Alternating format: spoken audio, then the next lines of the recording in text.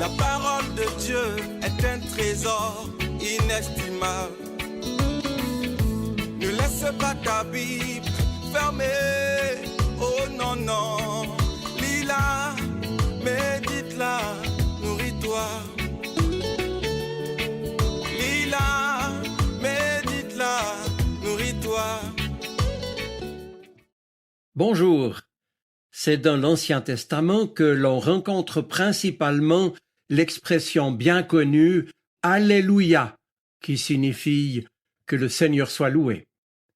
Et cet appel à louer Dieu sous cette forme se retrouve le plus souvent dans les 2 dernières des 5 parties qui composent le livre des psaumes. C'est pas étonnant puisqu'en hébreu, précisément, le psautier se nomme livre des louanges, même si en fait, c'est vrai, il regroupe des psaumes de genres divers et variés. La louange a imposé en somme sa marque sur ce recueil de prières pour signifier que la foi est à même d'intégrer le cri, la supplication, la réflexion, la recherche de sagesse, bref, tout cela dans une grande louange à Dieu qui reste le Créateur, le maître de l'histoire, le Dieu fidèle qui a libéré son peuple, qui lui pardonne ses offenses et sans cesse vient à sa rencontre. D'ailleurs, l'architecture, si je puis dire même, du livre des psaumes est ainsi faite qu'ils sont donc distribués en 5 parties, je l'ai dit, tout comme les 5 livres de la loi, de la Torah, notre Pentateuque, et cela n'est pas fortuit, bien entendu. Je relève que cette invitation à la louange, Alléluia, se retrouve 24 fois dans le psautier, en fait au psaume 104 à 106 et au psaume 111 à 117, 135 et 146 à 150. On constate ainsi que la louange se fait plus insistante en fait dans la dernière partie du psautier, et plus particulièrement avec les tout derniers psaumes, les psaumes 146 à 150, le dernier, qui, chacun d'entre eux, commence et se termine avec un Alléluia. Alors, que retenir de tout cela et de ce constat? Sinon, le poids de la louange dans la prière d'Israël. Oh, pas du fait que la vie des croyants ait été pour eux comme un long fleuve tranquille, bordé de succès et de sérénité. Non, bien sûr que non. L'Ancien Testament, au contraire, nous présente la vie des personnes et des sociétés comme étant traversées, bien souvent, par d'âpres combats, d'un côté des idéaux ou des appels venus de Dieu, et de l'autre toutes sortes d'égoïsmes, de passion et de bassesse. Oui, ainsi va notre monde.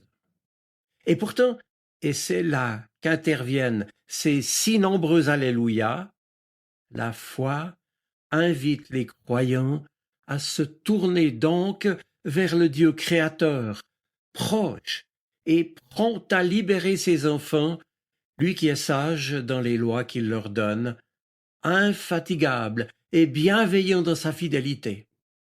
Et c'est parce qu'Israël y croit plus que tout que sa prière porte dès lors la marque de l'Alléluia, et cela bien plus encore que celle de ses angoisses ou de ses révoltes.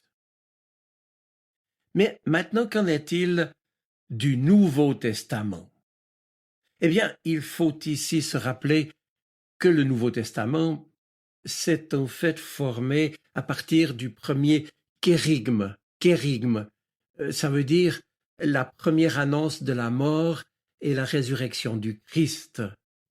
Or, celui-ci est non seulement bref, mais d'une grande sobriété, insistant sur l'essentiel bien sûr, et c'est par exemple ainsi que Paul écrit aux chrétiens de Thessalonique, 1 Thessaloniciens 4, verset 14, je cite, « Nous croyons que Jésus est mort et qu'il est ressuscité. » Et puis, il transmettra aux Corinthiens ce qu'il a lui-même reçu, le kérigme, l'annonce de la mort et de la résurrection, qui est le cœur de la foi chrétienne. C'est en 1 Corinthiens chapitre 15, versets 3 à 5. Je vous ai transmis, en premier lieu, ce que j'avais moi-même reçu, à savoir que le Christ est mort pour nos péchés, selon les Écritures, qu'il a été mis au tombeau, qu'il est ressuscité le troisième jour, selon les Écritures, qu'il est apparu à Pierre puis aux 12, etc. C'est l'essentiel du noyau sur lequel s'est constitué tout le Nouveau Testament. Mais pourquoi cette insistance? Eh bien, tout simplement parce que croire en Jésus-Christ, Fils de Dieu, fait homme, et les évangiles le raconteront. Croire en Jésus-Christ, mort sur une croix comme un esclave condamné, n'est jamais allé de soi. Et moins encore de témoigner de sa résurrection. Alors il s'agit bien de fortifier la foi des chrétiens, malmenés et méprisés, voire souvent persécutés, pour qu'ils se souviennent de cet avertissement de Jésus. C'est en Jean chapitre 16, je cite « Je vous dis tout cela pour qu'en restant unis à moi, vous ayez la paix. Dans le monde vous aurez à souffrir, mais prenez courage, j'ai vaincu le monde. » Les premiers chrétiens, destinataires des écrits du Nouveau Testament, d'abord des lettres des apôtres et puis les évangiles, eh bien ces premiers chrétiens très souvent expérimentent la tourmente, avec parfois une accumulation de peur, de larmes, voire de doutes, ou uniquement la difficulté d'adhérer à l'incroyable auquel pourtant croit l'Église. Et bien que ces chrétiens se souviennent alors que dès le départ, il a fallu les apparitions de Jésus à ses disciples, aux femmes et à Marie pour vaincre leurs doutes et leurs peurs. Oui, être chrétien de tout temps, s'ouvrir à l'action du Christ ne va pas de soi, hier comme aujourd'hui, et il faut s'en souvenir. Dans cette même perspective, lorsque le moral des chrétiens se trouve entamé, leur courage épuisé, c'est alors qu'ils peuvent, dans la prière et dans la louange, tourner leur regard vers le ciel, vers le trône de l'agneau, debout et comme immolé, dit le texte. C'est là une très belle image que donne l'Apocalypse, au début du livre, après 7 lettres écrites aux églises pour les aider à tenir bon.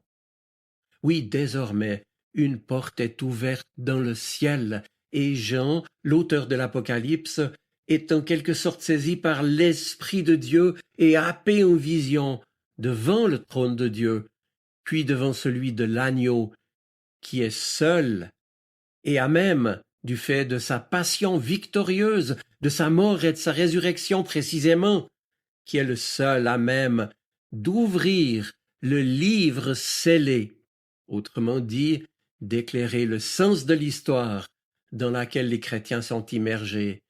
Ainsi, où qu'ils en soient, ils pourront percevoir quelque chose des chemins parfois mystérieux, c'est vrai, de Dieu, et aussi de son silence, de ses jugements. Et ce n'est alors qu'au chapitre 19 que va enfin, ai-je envie de dire, retentir, je cite, « comme une voix forte de foule nombreuse dans le ciel, qui disait « Alléluia ! Le salut et la gloire et la puissance sont à notre Dieu, car véridique et juste ses jugements. » Puis retentit à nouveau le chant de l'Alléluia, car il est entré dans son règne, le Seigneur notre Dieu, le Tout-Puissant. Réjouissons-nous et exultons et donnons-lui la gloire, car elle est venue, la noce de l'agneau. Heureux sont-ils, ceux et celles qui sont appelés au repas de noces de l'agneau. Voilà, se souvenir de Vendredi Saint, de Pâques, de la mort et de la résurrection, et célébrer la victoire du ressuscité ne suffisait pas.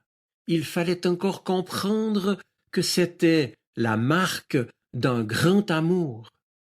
Et puis maintenant, doute, larmes, sentiments d'abandon, révolte et péché, comme aussi joie et paix, certitude de la présence de Dieu, tout cela est accueilli et peut céder la place à l'avenir que Dieu garde en réserve pour les siens.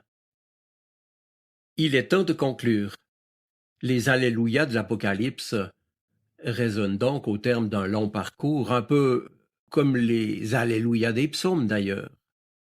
Parfois, ils ouvrent à la louange, mais souvent, ils signent aussi un chemin d'humanité, marqué par l'épreuve et la souffrance, pour finalement aboutir à la confiance, mais grâce à l'aide du Seigneur lui-même.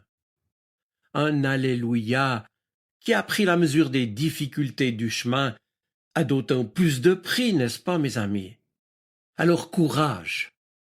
Je vous souhaite une bonne semaine. Soyez bénis. Amen.